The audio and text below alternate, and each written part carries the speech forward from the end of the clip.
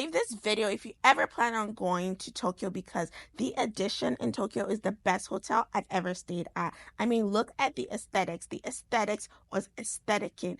And the bidet, oh my gosh, I just miss the Japanese bidet. Love the bathroom. They use Labo products, okay? Love it. And wait, I just need you guys to see the room. Yes. This is luxury. It was minimalistic. I just love the Japanese inspired decor.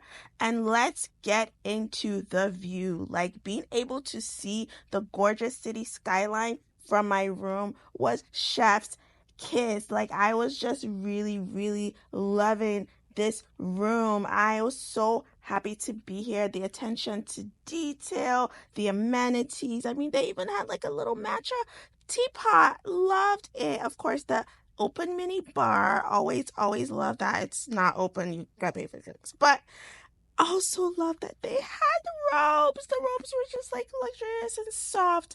I just had the best time in this hotel. And I'm going to show you guys my sleepover series.